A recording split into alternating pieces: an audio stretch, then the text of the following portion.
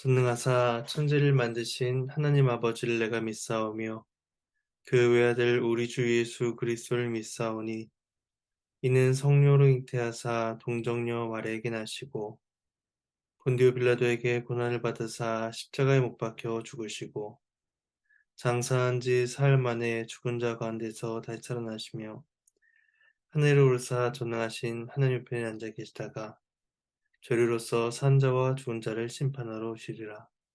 성령을 믿사오며 거룩한 공예와 성도와 서로 교통하는 것과 죄를 사해 주시는 것과 몸이 다시 사는 것과 영원히 사는 것을 믿사옵나이다. 아멘.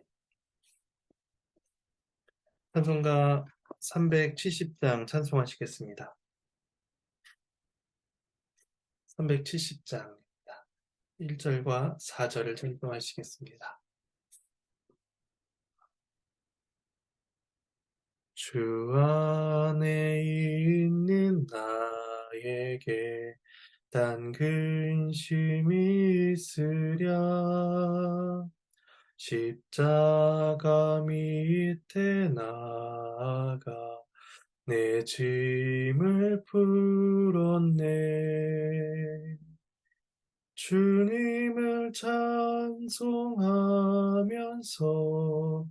할렐루야 할렐루야 내 앞길 멀고 험해도 나 주님만 따라가리. 내 주와 맺은 언약은 영불변하시니 그 나라 가기까지는 늘 보호하시네. 주님을 찬송하면서 할렐루야 할렐루야 내 앞길 멀고 험해도 나 주님만 따라가리. 네, 함께 보신 말씀은 구약성경 욥기 18장입니다.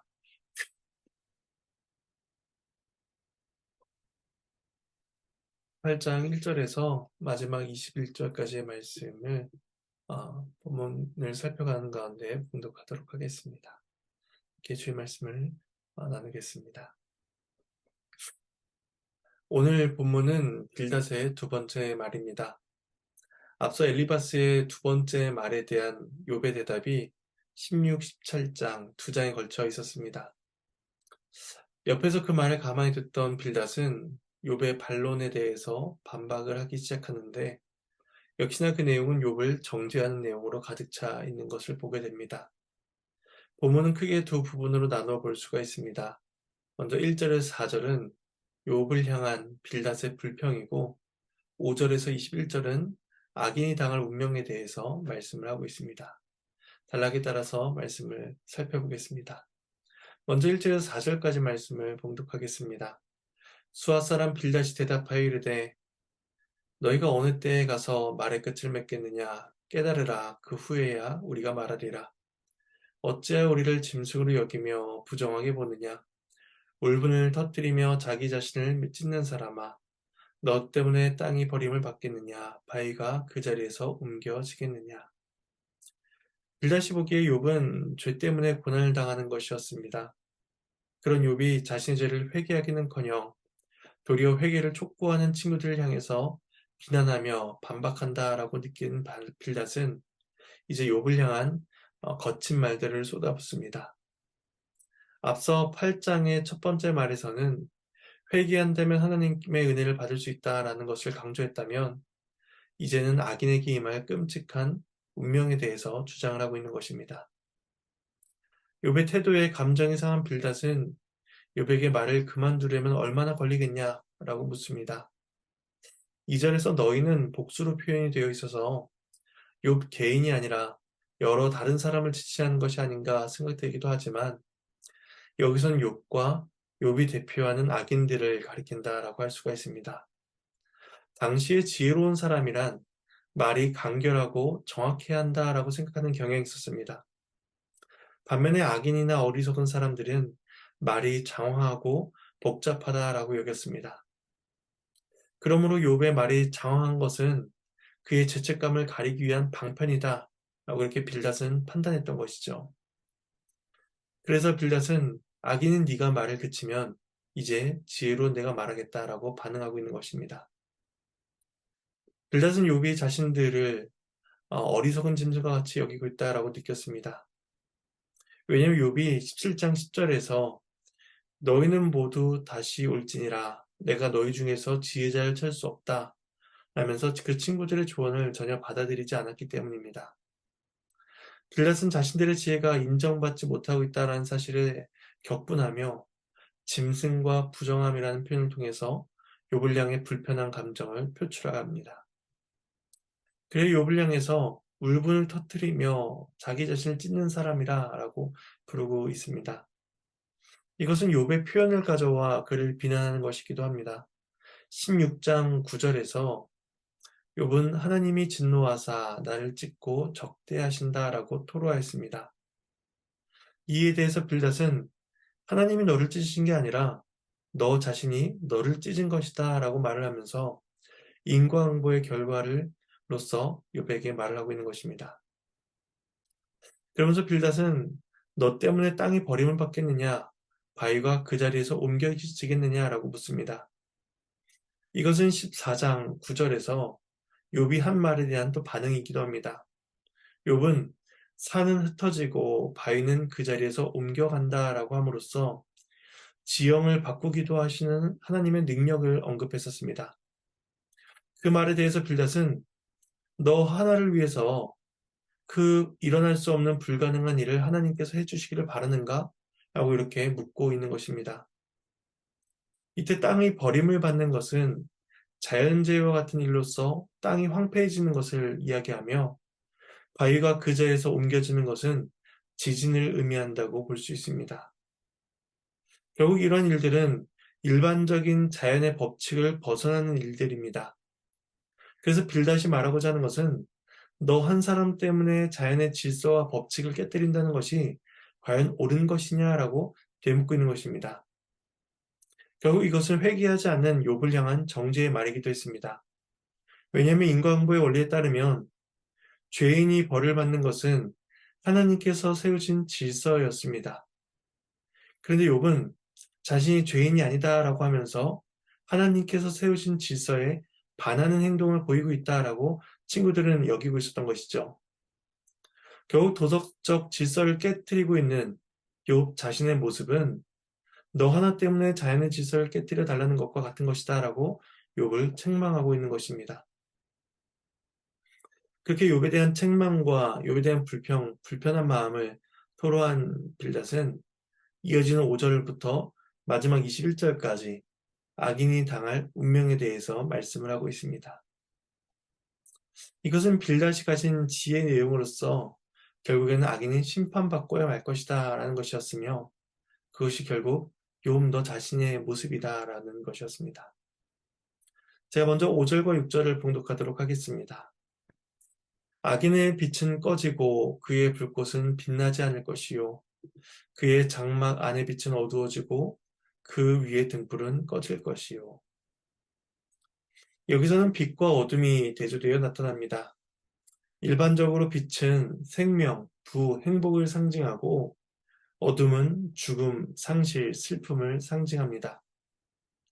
밝은 곳은 의인의 영역이고 어두운 곳은 악인과 어리석은 자의 영역입니다. 이러한 대조는 지혜서인 잠언에서도 여러 번 언급되는데 그 중에 13장 9절에서는 이렇게 말씀을 합니다. 의인의 빛은 환하게 빛나고 악인의 등불은 꺼지느니라.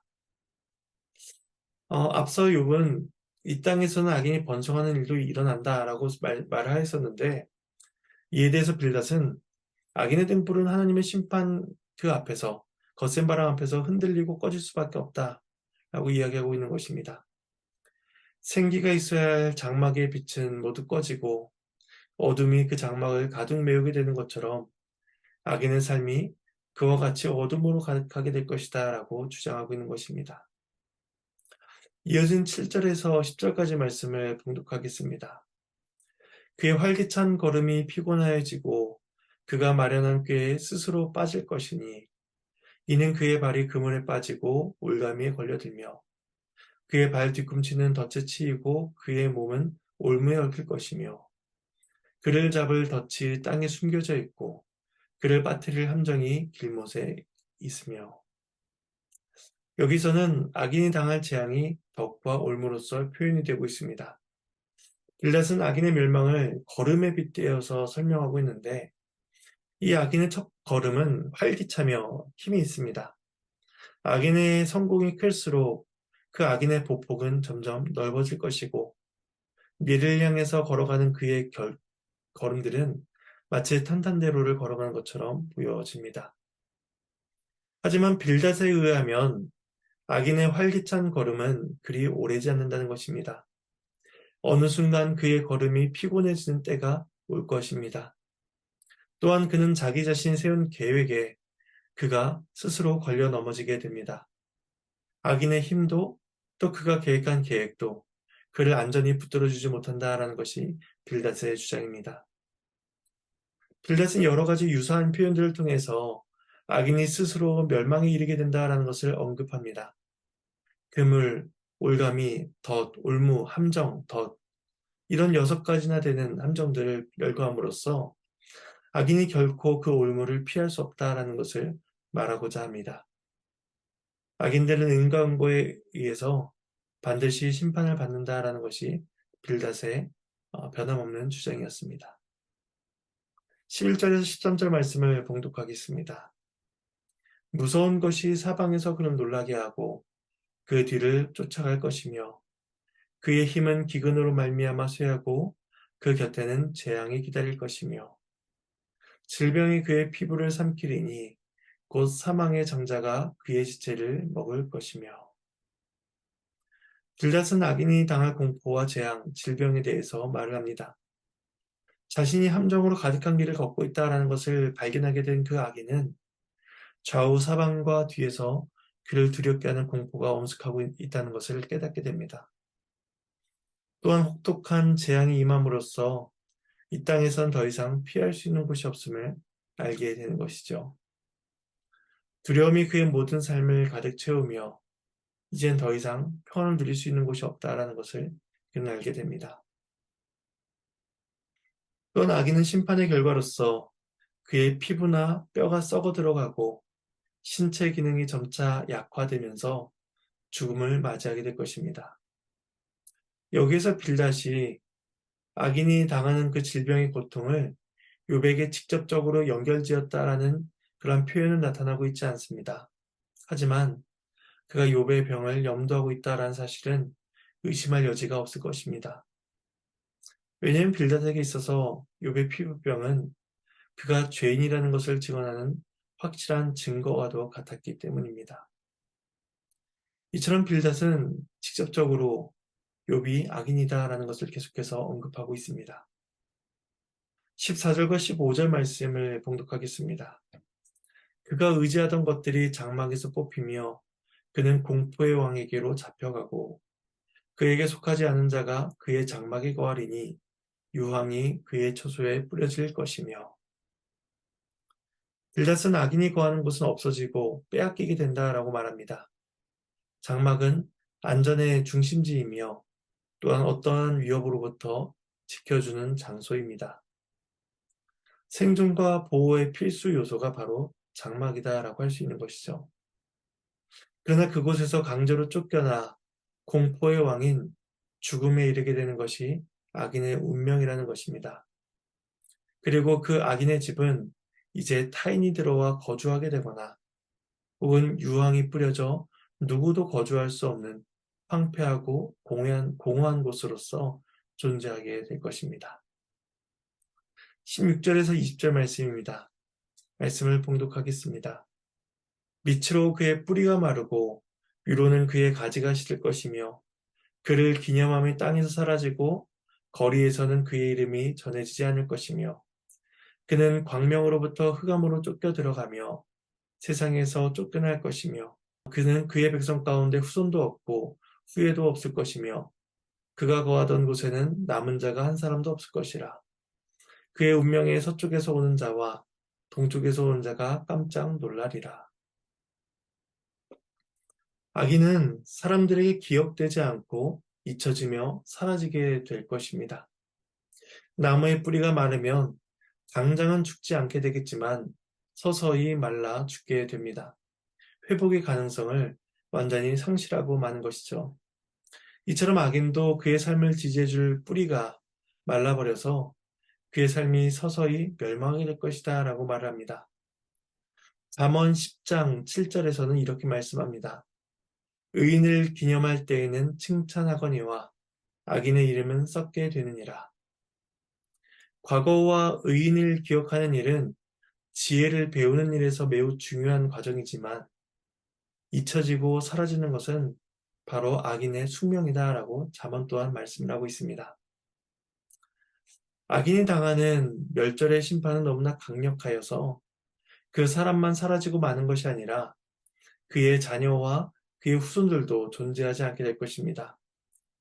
20절에서 서쪽에서 오는 자와 동쪽에서 오는 자가 놀라게 된다라는 이것은 공간적으로 본다면 동쪽과 서쪽 모든 지역의 사람들을 지칭한다라고 볼 수가 있을 것입니다. 그리고 이 표현을 시간적으로 본다면 과거에서 미래까지의 모든 사람들을 지칭한다라고 또한 볼 수가 있습니다. 결과적으로는 모든 사람들, 모든 시대, 모든 지역의 사람들에게까지 잊혀지는 일이 악인들에게는 이루어질 것이다 라고 말을 하고 있는 것이죠. 마지막 21절 말씀을 봉독하겠습니다. 참으로 불의한 자의 집이 이러하고 하나님을 알지 못하는 자의 처소도 이러하니라. 하나님의 말씀입니다. 하나님께 감사합니다. 마지막 21절은 이제까지 모든 말씀의 요약과 같습니다. 불의한 자, 하나님을 알지 못한 자의 결과가 이러하다라는 것입니다.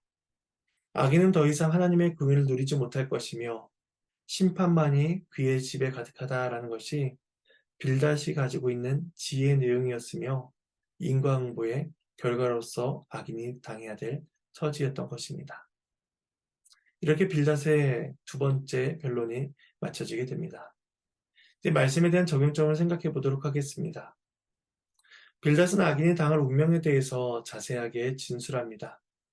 여기에 묘사되어 있는 모든 것들은 다 죄인들이 마지막 심판 때에 받을 형벌의 엄중함의 일부를 보여준다라고 할 수가 있습니다. 그런데 빌닷이 생각하지 못한 두 가지가 있다면 첫 번째 한 가지는 이 모든 일이 이 땅에서 기계적으로 이루어지지 않는다는 점이었습니다. 그 두 번째 사실은 중보자이신 그리스도 안에 있는 자들에게는 이 모든 형벌이 적용되지 않는다라는 것입니다. 그리스도 안에 있는 자들에게는 생명의 빛이 거하고 있으며 또 사망의 음침한 골짜기로 다닐지라도 해를 두려워하지 않을 수 있는 그 은혜를 겪게 됩니다. 또한 그의 이름이 하나님 나라에 기록되어 영원토록 기억되며 잊혀지지 않는다라는 사실을 그리스도 안에 있는 자들에게는 약속으로 주어지고 있습니다. 우리는 오늘 빌닷의 말씀을 통해서 물론 악인이 당해야 될 죄의 엄중함을 생각해 볼 수가 있을 것입니다.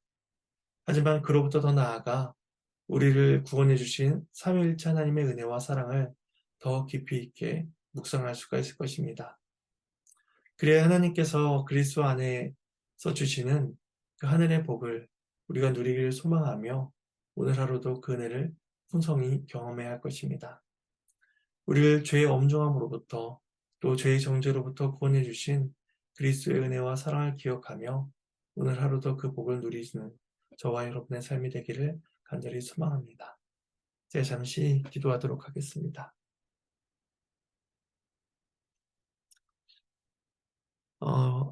빌닷은 악인이 이 땅에서 당해야 될 죄의 형벌에 대해서 길게 서술하였습니다.